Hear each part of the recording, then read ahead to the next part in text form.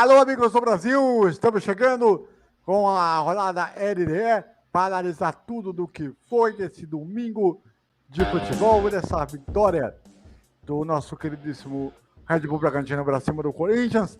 Teve resultados importantes e a gente vai trazer tudo para vocês agora nesse programa de hoje. Estou aqui com o Fernando Botolazzo. Diga lá, Fernando, quero saber de você. O que você achou do jogo? Vamos lá, é um jogo bem morno, né? Foi um jogo bem 6,5, né? Nota 6, 6,5. Foi uma coisa assim, parabéns ao Red Bull Bragantino que teve mais capacidade para marcar o gol, né? Foi para cima e marcou. Mas a bem na verdade é que o Corinthians decepcionou. Tudo bem, marcou tudo, mas não foi bem não. Não foi bem não. Parabéns ao Bragantino, mas foi um jogo 6, 6,5. Para mim o Arthur foi o craque do jogo. Apesar da boa atuação do Cássio. Perfeito. Outros pontos que a gente pode falar dessa partida é o seguinte, né? Tudo bem que é conversa de processo, de trabalho, tudo que pode ser feito, o que deve ser feito. Faltou alguma coisa? Faltou o Corinthians ter acordado na hora certa, né? Que não foi o que aconteceu. O Corinthians não acordou na hora certa, pegou o bonde andando e foi o tempo necessário pro Bragantino correr e partir para cima. Eu acho que foi isso. O problema foi mais timing do que outra coisa, viu? Perfeitamente. Bom, eu vou colocar aqui os números do jogo aqui para mostrar. E aí vocês vão entender bem do que eu estou falando, né? Aqui está. Vamos colocar aqui na tela. Esse aí é os números do jogo. 19 finalizações contra 8 do Corinthians. 6 do Red Bull Bragantino contra 4 do Corinthians. 54% de posse de bola contra 46%. E no número de passes, número de precisão, número de faltas, 29 do Red Bull Bragantino. 20 do Red Bull Bragantino contra 12 do Corinthians. Número de cartões amarelos, 3 do jogo. Impedimentos, 3 no jogo também. E escanteio 6-1. O que você pode falar desses números aqui? O que eu posso falar é o seguinte, André. Realmente o Corinthians pecou. Foi exatamente, caracteriza aquilo que eu acabei de falar. O Corinthians acordou na hora errada, no momento errado. O Red Bull Bragantino se aproveitou e fez. Como eu disse durante a transmissão, o Bragantino mandou o jogo inteiro. Não teve a finalização calibrada, porque perdeu muito, mas perdeu muito gol.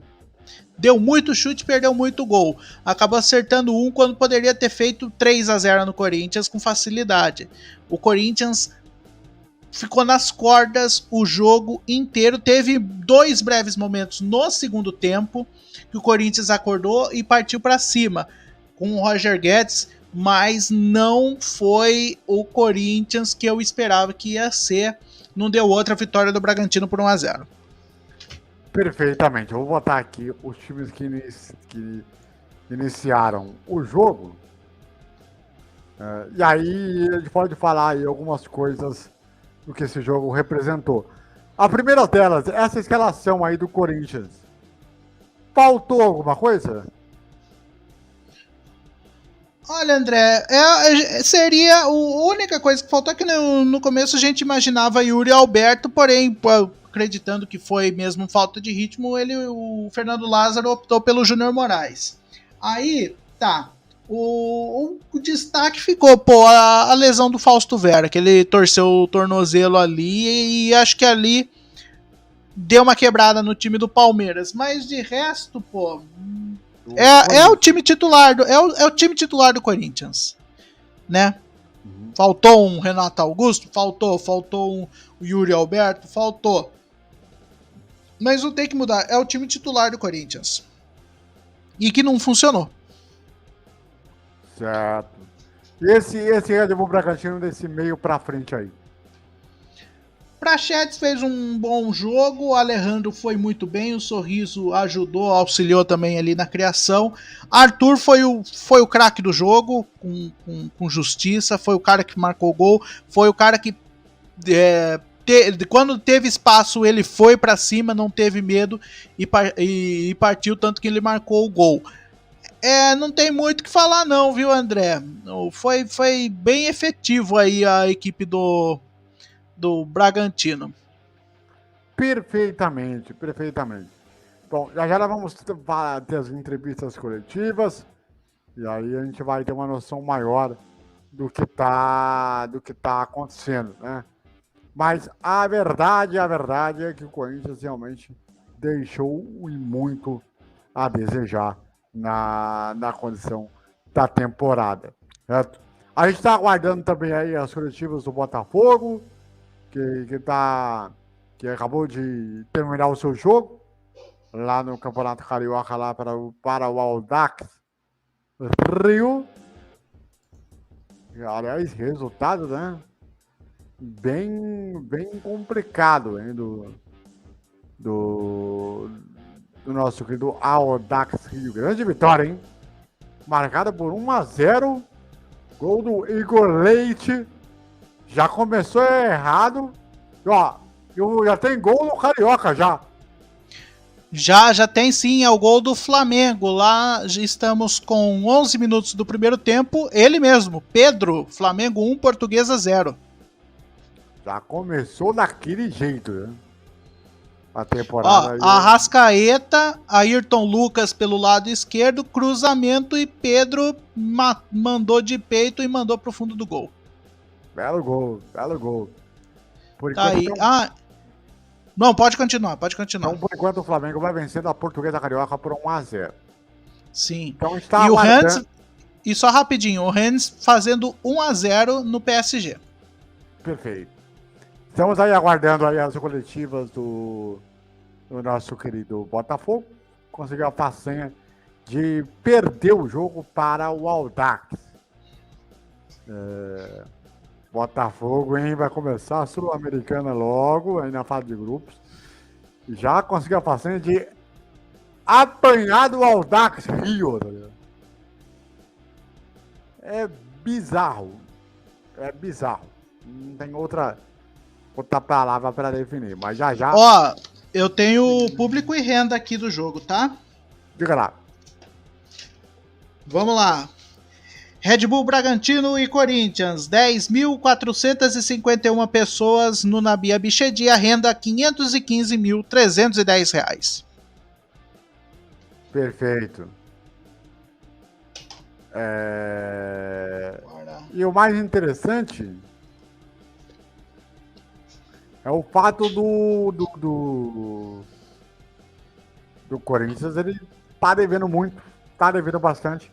E até esse São Paulo aí que vai jogar daqui a pouco, com um público muito bom no Morumbi, tem aí a grande oportunidade de poder fazer algo diferente contra o Ituano. Mas vamos para o seguinte. Ontem nós tivemos aí as coletivas de Santos e de Palmeiras. Deixa eu até ver aqui se eu consigo achar aqui. Enquanto você acha aí, André, de São Paulo e Ituano, as duas equipes já estão escaladas. Se quiser, eu escalo as duas. Opa, diga lá. Vamos lá, São Paulo, Rafael no gol, Rafinha, Ferrarese, Arboleda, volta de Arboleda e Wellington. Pablo Maia, Rodrigo Nestor e Luciano. Pedrinho, Caleri e Wellington Rato, o time do Rogério Ceni. Ituano está com, deixa eu ver. Por enquanto não tem Ituano não, viu? Ou tem? Não, por enquanto não tem Ituano. Beleza. Então, já estreiam pela equipe do São Paulo Rafael, a volta do Arboleda, Pedrinho e Wellington Rato. Muito bem. Bom,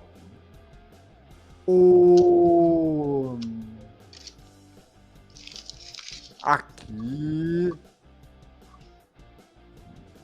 Colocar aqui separadinho.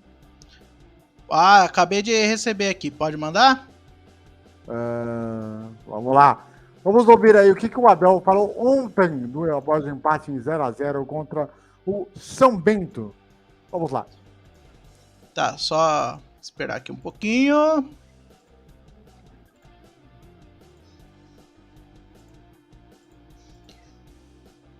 Agora sim, espera.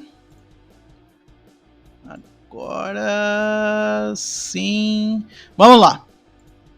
Vamos lá. O mesmo técnico com boa parte do elenco pode resolver um jogo contra um adversário que vai estudar muito o Palmeiras e que vai pensar muito em anular o Palmeiras como o São Bento fez. É uma questão de criar coisas novas, jogadas novas, mecanismos novos ao longo desse ano, ou é uma questão de aprimorar e tentar a excelência naquilo que o Palmeiras já está acostumado a fazer? Obrigado. Boa noite a todos. Eu ia pela tua última frase. Temos que aprimorar e ir à procura da excelência.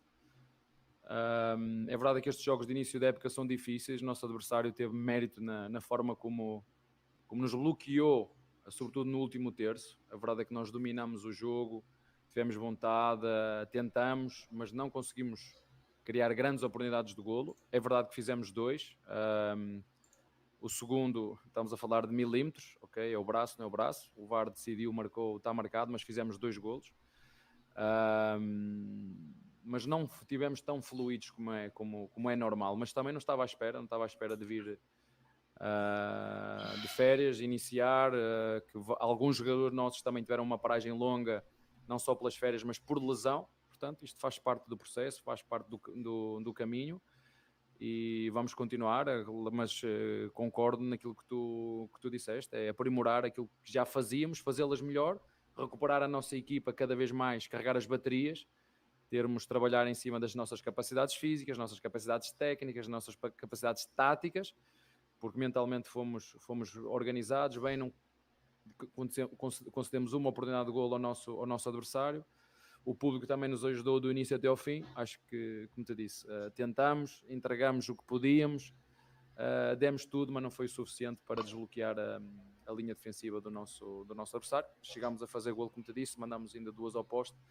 Mas futebol é isto, não adianta estarmos aqui a arranjar desculpas, é olhar para aquilo que fizemos, dar os parabéns ao adversário, porque muitas vezes nós tiramos o mérito à equipa grande, mas a mim impressiona-me nestas equipas quando jogam contra nós o quanto é a atitude competitiva deles.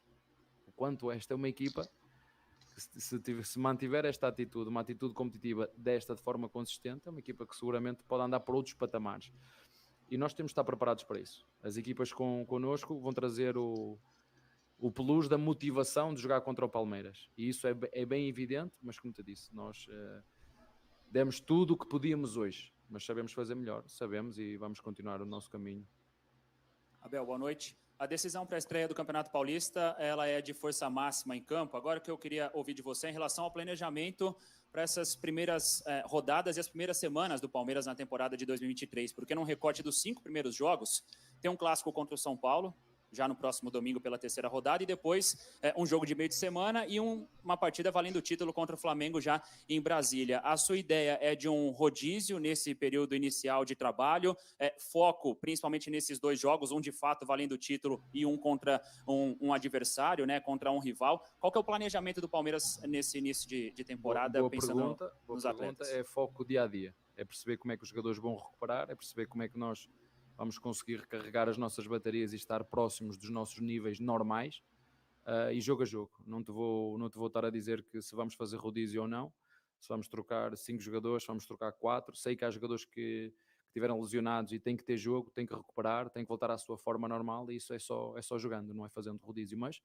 como te disse, desde que chegámos aqui, tenho dúvidas que vai jogar sempre a mesma equipa, seguramente que vamos alterar alguns jogadores, até por fruto de algumas saídas que nós tivemos, testar uma outra situação, perceber quais são as melhores soluções. É isso que nós vamos procurar fazer, e logicamente com a intenção clara, porque o Palmeiras, em todas as competições que entra, a nossa intenção é lutar pelo título, e é isso que nós vamos fazer. Mas neste momento não te consigo dizer se vamos fazer muito rodízio, se não vamos trocar 3, 4, 5. Acredito que vamos fazer algumas trocas, mas não Tem que ser jogo a jogo, ver como é que os jogadores estão e recuperar estes jogadores que te disse. Temos jogadores que ficaram lesionados muito tempo, uns de joelho, outros de entorse no pé, portanto nós queremos é recuperar rapidamente estes jogadores a sua máxima força, a sua máxima forma e só jogando. Abel, ainda em cima dessa parte final da sua resposta, um dos jogadores importantes que você perdeu para essa temporada, o Danilo, você começou com o Jailson hoje, depois entrou o menino, tem o Fabinho, que é jogador da base. A minha pergunta é óbvio que é difícil você achar um substituto à altura para um jogador como o Danilo no elenco do Palmeiras, no futebol brasileiro não é fácil. Mas qual o tamanho desse problema para você? Você acha que dentro do elenco você tem atletas que conseguem mais ou menos suprir a expectativa? Você pode mudar o esquema ou você vai eventualmente correr atrás de algum reforço com características próximas? Claro que temos que correr atrás de reforço. Assim, vocês têm que entender que o Palmeiras é um clube responsável, tem objetivos financeiros e objetivos desportivos. Os objetivos financeiros estão a ser cumpridos, ou praticamente cumpridos. E agora temos que cumprir também os objetivos desportivos. Portanto, claro que procuramos um jogador de qualidade e não é, paga-se a qualidade. Não é? Deram 20 milhões para levar o Danilo, qualidade paga-se. E, portanto, claro que procuramos um jogador para essa posição, não é sabido. Portanto, eu disse-vos o ano passado que se não saísse ninguém, não ia entrar ninguém. Como saiu, tem que entrar de qualidade. E a qualidade custa dinheiro. Boa noite, Abel. Prazer falar com você. Eu queria que você comentasse sobre as ausências das crias da academia do banco de reservas em relação ao Fabinho, o Giovani e o John John. Não, opções de treinador só. Não... Nós subimos 7 elementos da base, mas temos os outros, não é? Temos o Menino, temos o Atuesta, temos o Tabata, temos o Veiga. Portanto, isto não há espaço para todos. Para ele já é muito bom estar na base. Foram 7 que subimos, 7 reforços, digamos assim, que nos vão completar o elenco, mas vão ter que esperar pela sua vez, como todos os outros, como fez o Danilo, como fez o Patrick, como fez o Menino, ainda anda à procura do seu espaço. Portanto, aqui já vos disse que a competência não tem nem nacionalidade, nem idade, nem se é da base, nem se tem 40 anos. O problema não é, o problema é rendimento.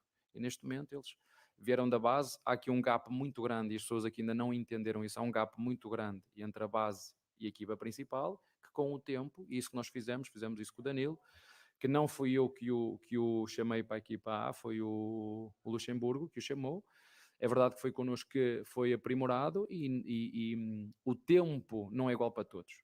É verdade, temos e que não falaste, podias ter falado, tinhas essa oportunidade, o Hendrick, não é, que é um fora da caixa, já vos disse, mas os outros vão ter que continuar à procura de espaço. Não é? O Fabinho tem a concorrência do Jailson, tem a concorrência do Menino. O ano passado jogou muito pouco, é normal que tenha que esperar, e se vier outro jogador para nos acrescentar qualidade, vai jogar seguramente ao longo do tempo, mas nós temos um elenco muito enxuto e eu acho que tu és um jornalista inteligente que vais procurar perceber que nós temos 22 jogadores, 2 jogadores por posição, e os excedentários, que estão a terceira, por exemplo, temos 2 laterais mais o Garcia, temos 4 centrais mais o Naves.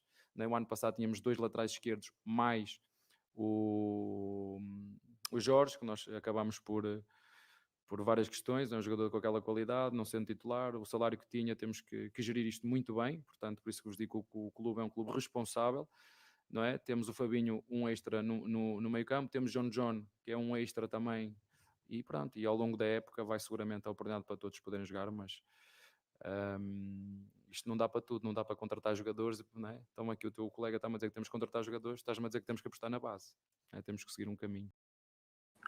Muito bem, tá aí então o Abel Ferreira falando alguns pontos importantes aí do Palmeiras contra o Red Bull Bragantino. Faltou algumas coisas que poderiam ser aí melhoradas aí na condução do todo aí, nesse contexto geral. Alguma coisa a observar dessa coletiva, Fernando?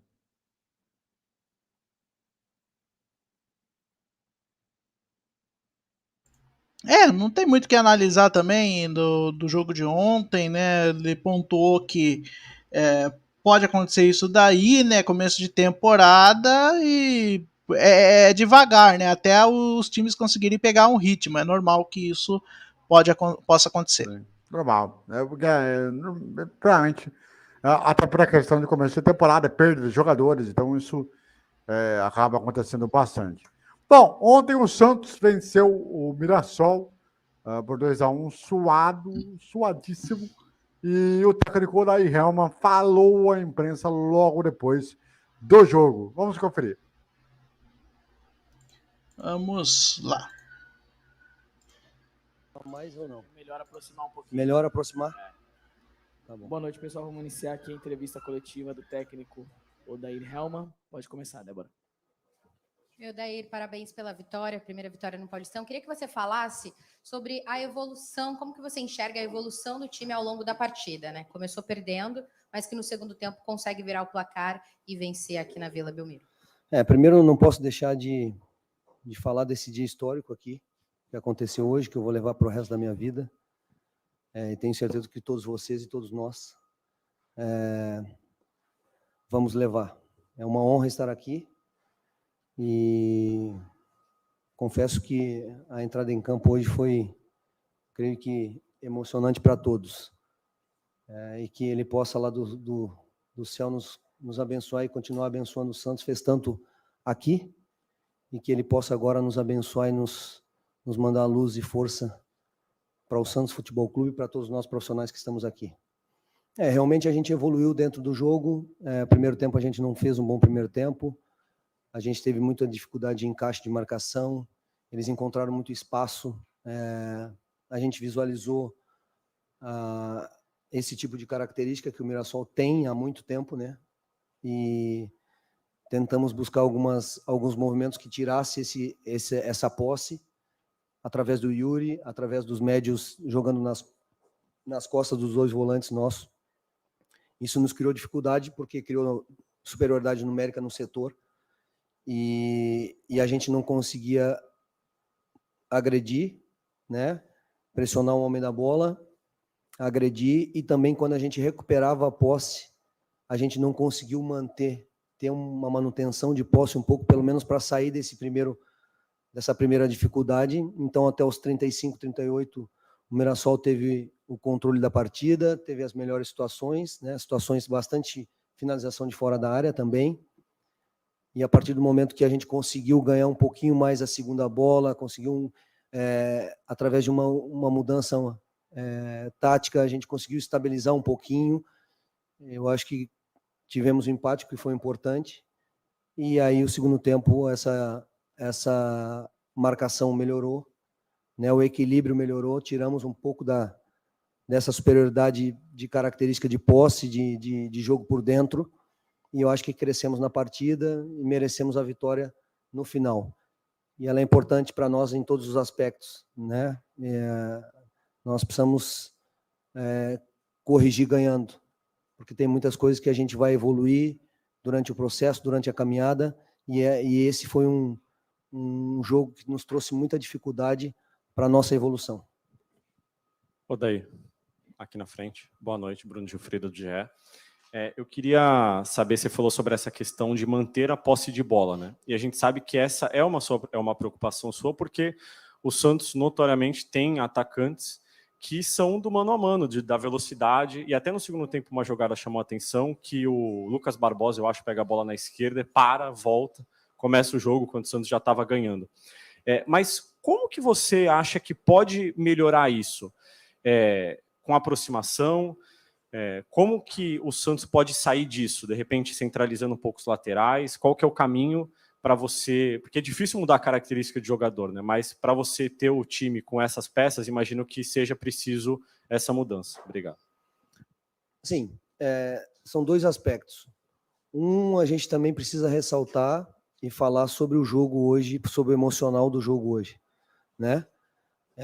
De muitas coisas, não só da homenagem ao Pelé, de tudo que aconteceu dentro do estádio, que traz uma carga de responsabilidade ainda maior. O que vem do ano passado, eu quando cheguei aqui, muitas informações, e uma delas era que o Santos não conseguia virar jogo. Então já espantamos um tabu, já quebramos um. O Santos não ganhava na estreia desde 2019, se eu não estou enganado. Já conseguimos vencer. Tivemos dificuldades? Tivemos, mas o Palmeiras também teve, muitos times vão ter, e aí nós vamos buscar essa evolução natural dentro do trabalho. A parte específica da posse de bola, a gente não consegue mudar muito a característica dos jogadores. Mas a posse que eu falo não era nem a posse pela característica hoje. Era a posse muito mais pela confiança, por toda essa carga que eu passei para você, porque não era uma posse dentro do campo do adversário, que a gente tinha que tomar a decisão que o Lucas Barbosa no segundo tempo tomou, porque não dava para agredir, e ele continuou com a manutenção de posse, fez todo um giro, uma construção, né? Não era essa posse, era a posse que a gente estava recuperando a bola, ou com dificuldade para recuperar, e a gente não estava nem se aproximando para dar um respiro sem a bola, entende? Por isso que a equipe teve essa dificuldade até os 38 do primeiro tempo. Ela vai evoluir naturalmente com essa confiança, com os treinamentos, com os jogos, e a gente buscando também as variações que a gente precisa buscar em relação à característica e à ideia de jogo para que a gente consiga ser um time equilibrado sem e com a bola. Boa noite, Odair. Gabriel Zanucci, do Varanda Futebol Debate. Eu queria te perguntar sobre os 5 reforços que chegaram, tá?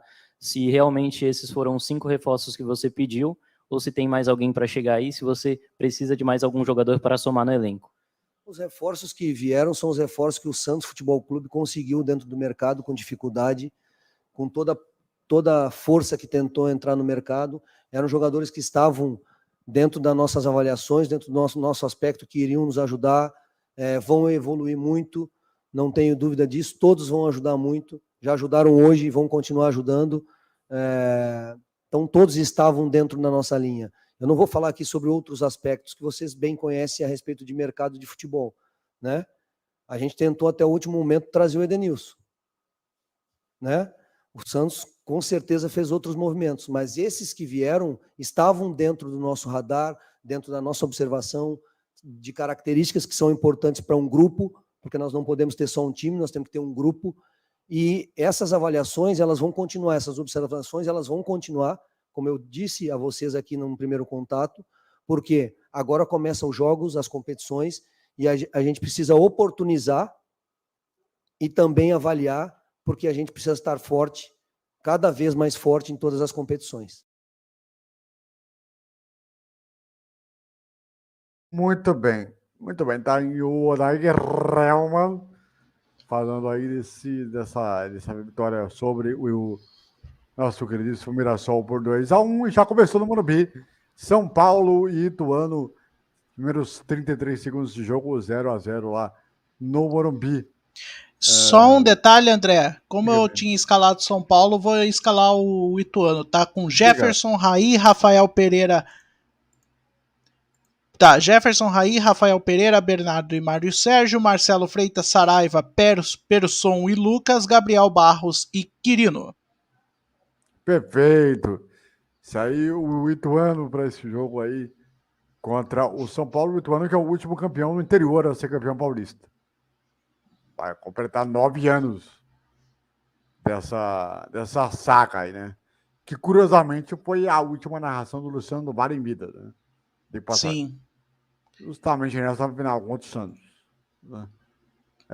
Mas desde aquilo, o Santos ele é um time que não jogou nada bem contra o Mirassol, deveu muita coisa, penou para ganhar, teve 2 pênaltis, um que fez o gol, o outro desperdiçado. É preocupante um pouco o Santos aí de não arrumar essa casa, beleza? Ganhou em casa e tal, mas falta muita coisa pro Santos ainda, hein, ô Fernando? Falta. O Santos também é aquela questão de renovação. Técnico novo, um novo trabalho vem aí, tem gente chegando, teve gente que saiu, né? É uma reestruturação, mas conseguiu uma vitória. Lógico, com as calças na mão, mas conseguiu uma vitória, né? Poderia ter sido bem pior. Poderia. Pior. Foi um negócio que realmente foi penoso. Só um detalhe importante. O Igor Vieira, né? O rapaz do Audax que fez o gol do... Isso, Igor Vieira. Com H. Eu descobri hã? É Igor com H, né? Só para deixar claro. Isso. Detalhe, ele é primo do Kaká. primo do Kaká, e ele fez o gol do meio de campo. Caraca, maluco. Eu vou ver se eu vou achar o vídeo desse gol e eu vou trazer para audiência aqui. Caraca, bicho. Deixa eu ver se eu acho doideira, aqui. Ah, tá aqui. Tá aqui, vou ver se eu consigo. Só deixa eu compartilhar o vídeo aqui para vocês. Aqui, compartilhar. Deixa eu colocar aqui. E agora sim, o gol. A jogada começa lá. Detalhe, lotado Newton Santos com 4.000 pessoas, ó. Meu. Que isso, meu garoto. Caraca, maluco. Que gol absurdo, velho. Vou repetir aqui. Ó, a jogada começa atrás. Ó, ele vai tomar a bola aqui, ó. Ó. Ele já vê o goleiro adiantado e ó. Que isso, garoto. Fez o gol que Pelé não fez. Literalmente. Igor Leite. É Igor Leite. Corrigindo. Igor Leite.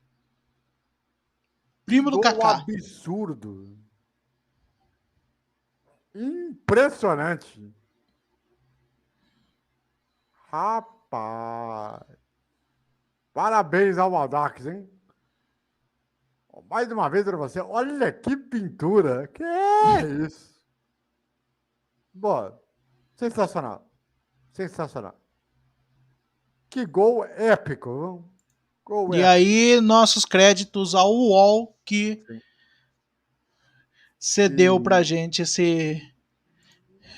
vídeo. Bom, é o seguinte, daqui a pouco o Lúcio Flávio vai dar aí a coletiva. Daqui a mais ou menos uns 5 minutos. Isso, 5 minutos.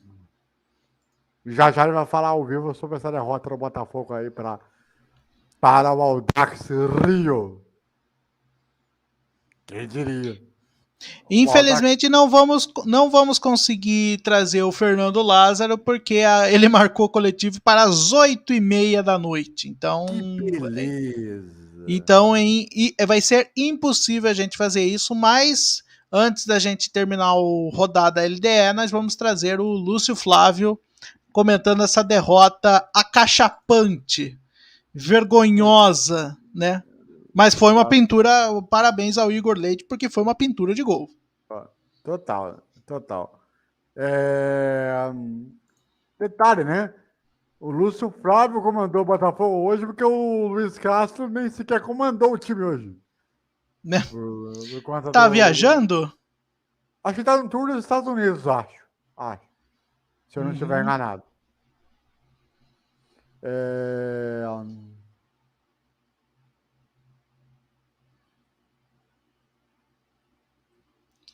É complicado. Bom, o negócio é o seguinte. Olha só. É o seguinte. O Atlético Paranaense venceu o Rio Branco por 4-0.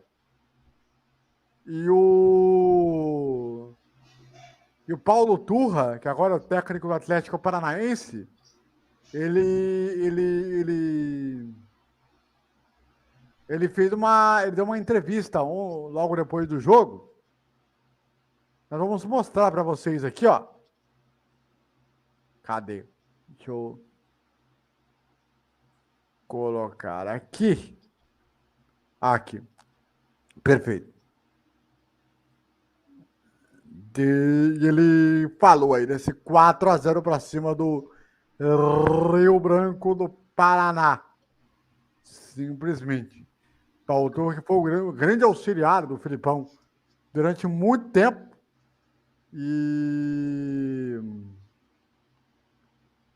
mais uma vez se mostrou aí sendo um ótimo trabalho com esse time do Atlético aí, com uns jogadores mesclados, uns do time principal, outros do time sub-23, que ele está conseguindo fazer algo interessante para esse Atlético Paranaense aí, para quem sabe ser campeão do estado aí na temporada. Esse Paulo Turra aí que, olha, parece um técnico promissor a longo prazo para o Atlético Paranaense, não, Fernando? Sim. Sim, desculpa, André, eu tava vendo outra coisa aqui. Peço Então, desculpas. Então a gente tem aí a entrevista de ontem para a gente mostrar para vocês aí do que falou. André, desculpa, vai ficar para a próxima porque já vai começar daqui a pouco a entrevista do Lúcio Flávio, tá? Já vai começar já? Dentro de 2 minutos. 2 minutos aí, o Lúcio Flávio vai vir para a coletiva. Botafogo também, vou te falar, hein? Nossa, Se perder em casa no primeiro jogo do ano, pelo amor de Deus, né? A galera no chat do canal do Botafogo tá muito pistola. Pouquinho só, né? Pouca coisa. A galera tá empolvorosa aí, né? Esperar, gente, dentro de instantes. Aguardar. Dentro de 1 minuto, a coletiva de Lúcio Flávio, aquele mesmo que foi jogador, até outro dia jogador do Botafogo, hoje é auxiliar técnico e hoje técnico, né? Isso. Do Botafogo de Clube e Regatas. O Lúcio Flávio fez parte daquele chororô lá? Sim. 2010, né?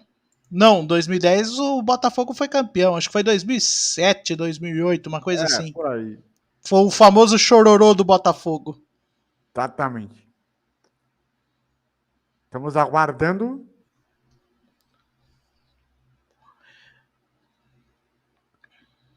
o Lúcio Flávio chegar.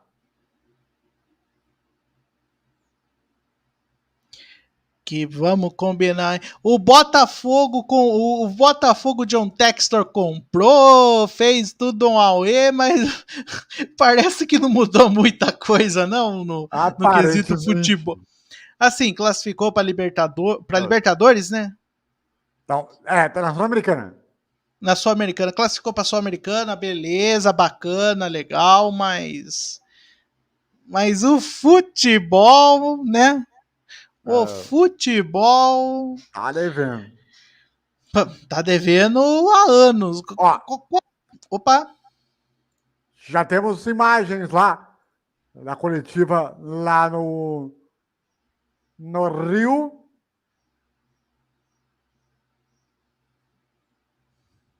Já tem gente pedindo fora Lúcio Flávio, hein? Então, vamos lá, vamos ouvi-lo.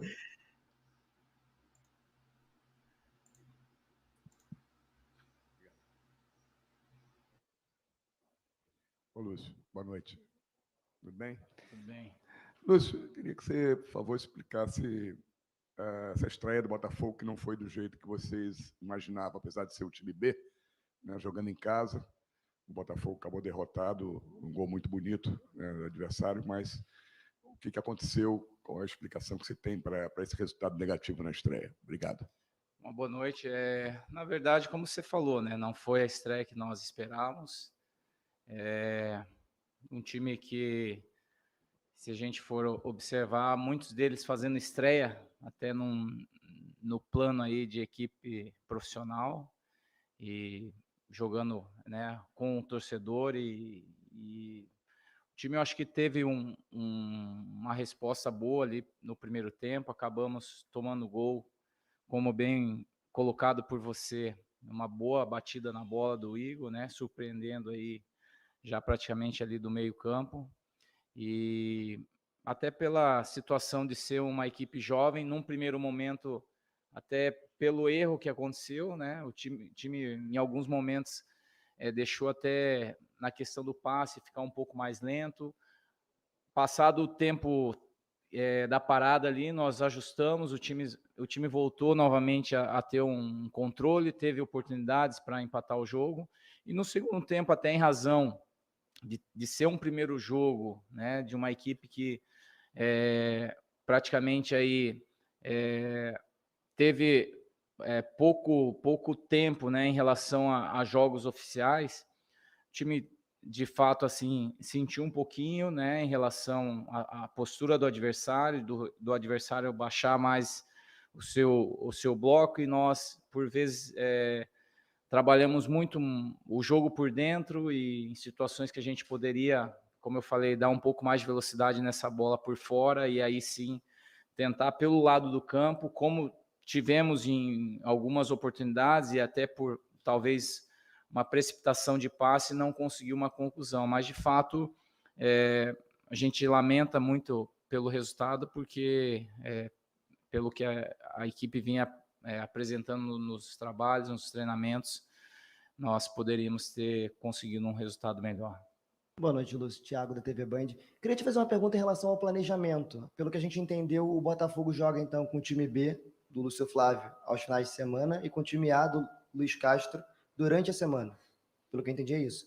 Queria entender como isso ajuda no planejamento, de que forma o time B, no caso, não sei se é assim que vocês estão chamando, mas o time B, que foi a campo hoje, ele pode ser integrado ao time A, de que forma que isso facilita essa rotatividade dos jovens, etc.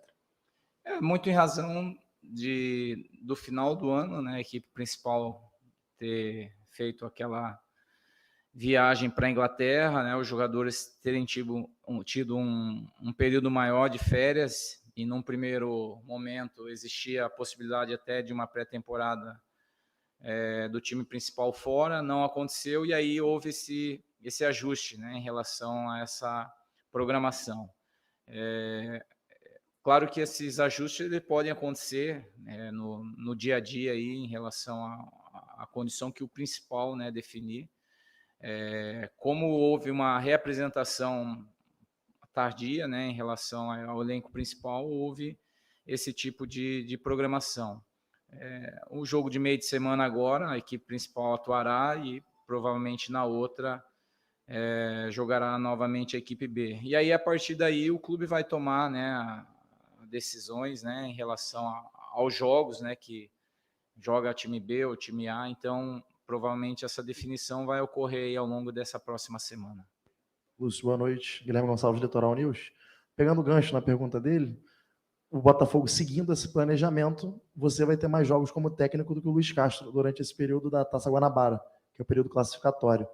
Queria saber como você enxerga essa responsabilidade de ser responsável por a maior parte dos pontos como treinador. Além disso, os 3 clássicos vão cair em final de semana, então vão ficar sobre sua responsabilidade em teoria. E se você acredita, se chegar na reta final, o Botafogo estiver precisando de ponto para ter uma vaga na semifinal, acha que esse planejamento pode ser alterado, deve seguir por um outro caminho? Como eu mencionei na pergunta anterior, existe uma definição, digamos, ela mais curta, né, em relação a essa próxima rodada e a terceira. A partir da quarta rodada, né, o clube vai estar analisando, até por questão do próprio período, né, já da equipe principal, e a equipe B ela está muito ligada ao que é essa programação de equipe principal. Então, não existe ainda uma definição exata de que o time A joga esse, o time B joga esse. Provavelmente a gente vai ajustando agora ao decorrer dos dias, conforme for sendo observado, até em relação à parte física e tática da própria equipe A, e aí nós vamos trabalhando esse planejamento muito em cima do que vindo de cima, né, da nossa equipe principal. Boa noite.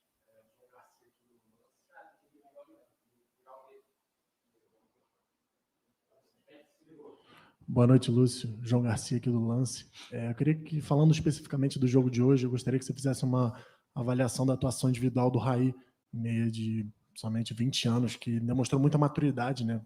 Praticamente protagonizou boa parte das jogadas ofensivas do Botafogo. Eu queria que você fizesse uma avaliação da atuação específica desse jogador. Bom, o Raí é um jogador que a gente acredita muito no potencial dele, é um jogador técnico, é um jogador que ele já fez parte, né, do elenco profissional ao longo de 2022, principalmente o campeonato estadual, e até em razão de ser um jogador, né, com uma característica como a dele, né, nós procuramos sempre dar a ele a melhor condição possível para que ele consiga, né, desenvolvimento dele dentro do jogo, da própria forma como a equipe joga, apostando muito nesse talento dele também.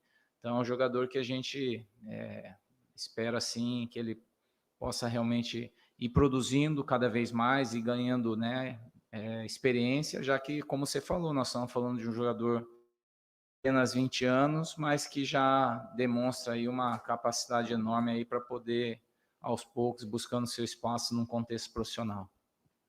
Lúcio Flávio, boa noite. Boa noite. Alan Viana, do Visual Botafoguense. Aí eu tenho duas em uma. Existe alguma possibilidade de haver uma mescla do time reserva do time A com esse time que é considerado time B? Essa é a primeira. A segunda, eu queria que você comentasse sobre o Darius. Parece que o rapaz também tem muita qualidade. Acho que quando ele entrou, eu queria que você pudesse comentar um pouco sobre esse jogador também. Em relação aos elencos, é claro que em razão da equipe B ter retornado antes, né, existia já essa primeira possibilidade, né, de atuação do elenco da equipe B, e aí, assim, basicamente em cima do que eu respondi anteriormente, esse planejamento ele vai sendo feito, né, ao longo agora desse período, já que o elenco principal ele reapresentou mais tarde, né, os jogadores ainda estão numa fase ainda de ganho, né, físico, acréscimo em todos os aspectos, e muito em cima do que o Luiz, como nosso treinador principal, ele avaliar e analisar, que nós vamos estar trabalhando em cima disso. Em relação ao Darius, é um jogador com uma característica, né, interessante, porque é um jogador de velocidade, aquele jogador mais atrevido, aproveitou, acho que bem a oportunidade quando ele entrou, porque nós precisávamos ter um jogador, né, de lado, tentando, por vezes,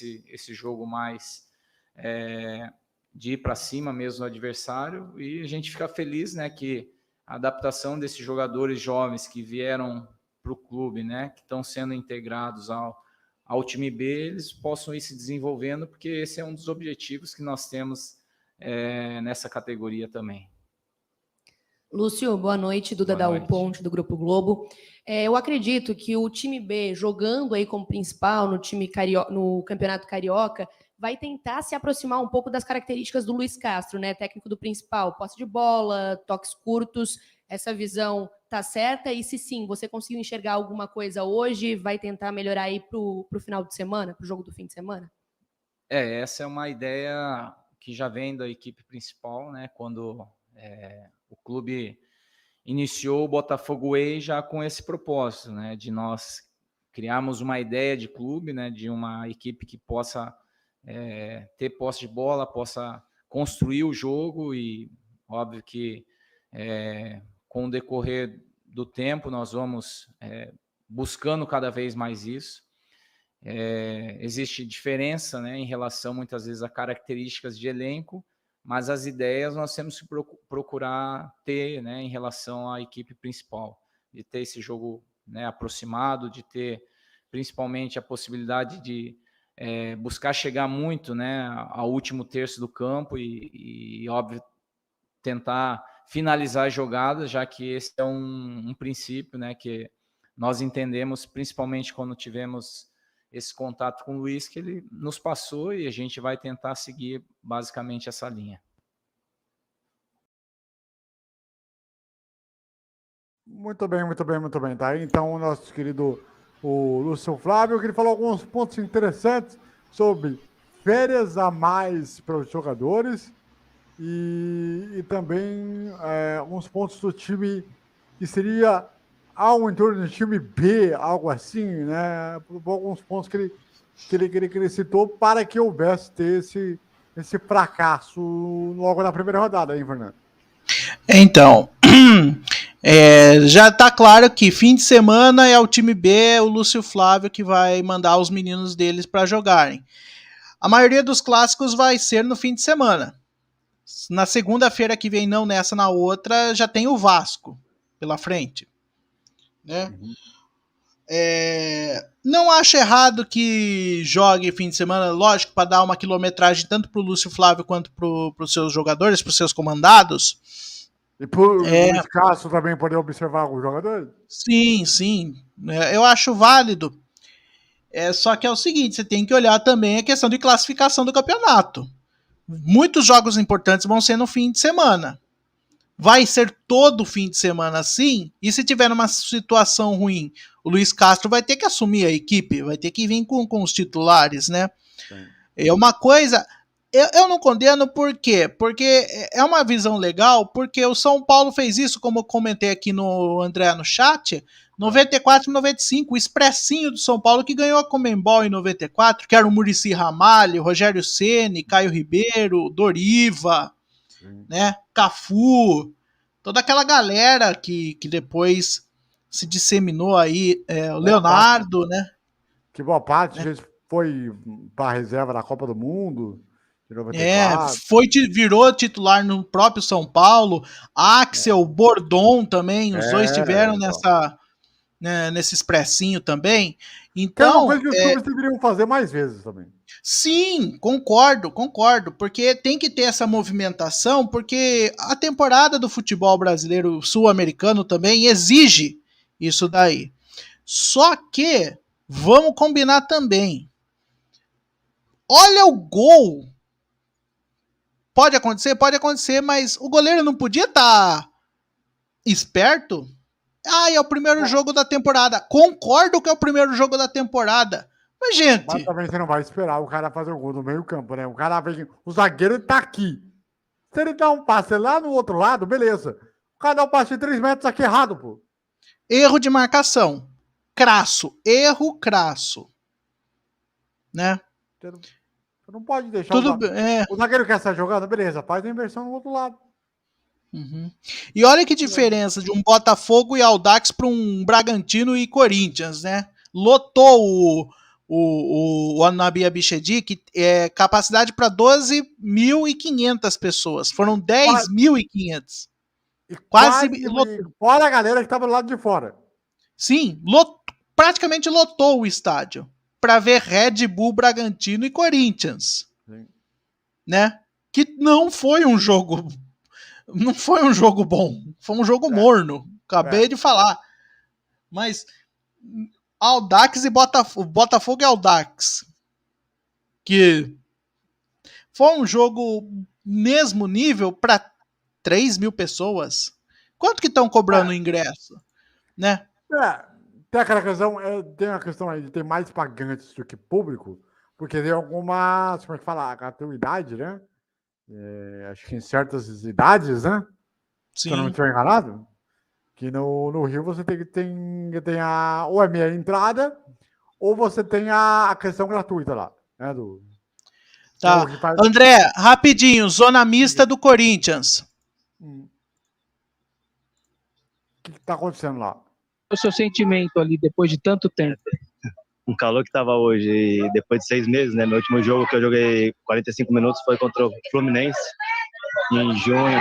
Eu entrei, né? Entrei 5 minutos. Realmente, é lógico, falta ritmo, falta força, a perna pesa, mas é totalmente diferente, cabeça boa, físico melhor, então foi um passo dado à frente, então agora é continuar aí, manter uma sequência que vai dar tudo certo. Júlio, você espera uma sequência maior? Peraí, deixa eu ver se eu pego o Guedes aqui agora, peraí. Rodrigo Bessone na zona mista. Também fizeram falta, né? Vocês já vem cruzado desde a última temporada.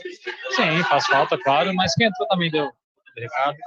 como eu falei, talvez o entrosamento a gente pecou um pouquinho nisso, mas como eu falei, levantar a cabeça, trabalhar no meio de semana, a gente sabe que o Paulista é muito forte, a competição mais forte do Brasil hoje é o Paulista.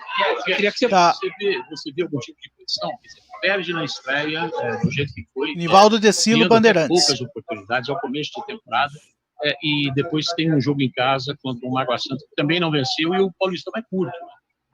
Cara, acho que sim, pressão, acho que no meu ponto de ver, por ser a estreia, acho que é desnecessário. Portanto, que ano passado, quando o Vitor Pereira estava aqui, a gente perdeu também, talvez não teve essa pressão. Então, acho que por ser o Fernando pode ter uma pressão maior. Por quê? Por que você acha? Aí não é para mim essa pergunta, né? Mas é o que a gente falou, a gente vai dar nosso melhor pelo Fernando, que é um cara sensacional, trabalho muito bom. Eu posso falar, porque no dia a dia é um dia a dia muito leve, diferente do que era ano passado, não precisa esconder isso de ninguém. Então, estamos muito felizes e a gente quer dar a volta por cima já na quarta-feira. Falasse, por favor, do novo sistema. Em determinados momentos a gente via tanto você quanto o Júnior sair de trás, pedindo para o time sair de trás, porque vocês ficaram muito isolados.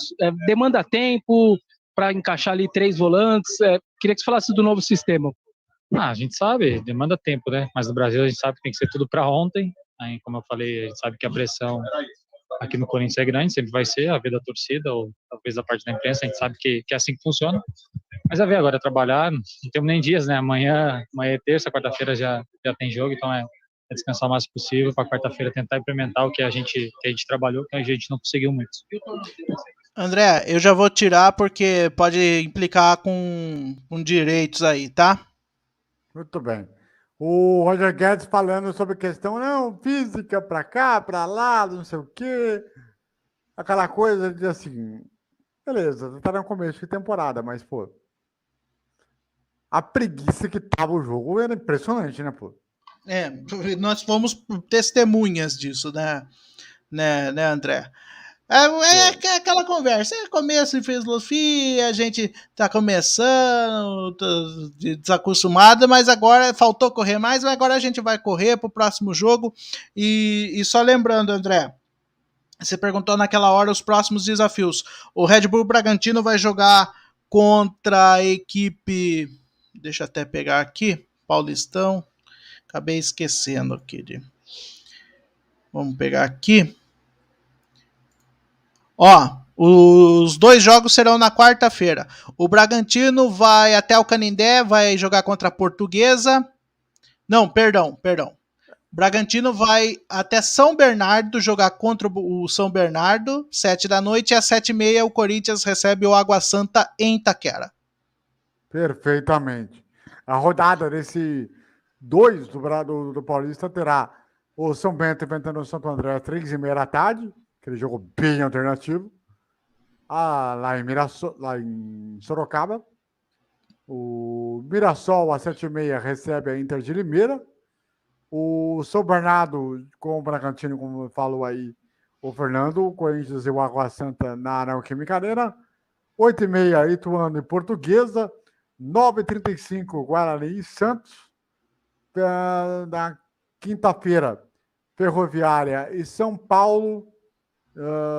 Lá em Araraquara e Ribeirão Preto, Botafogo de Ribeirão Preto e Palmeiras às 9h30 da noite.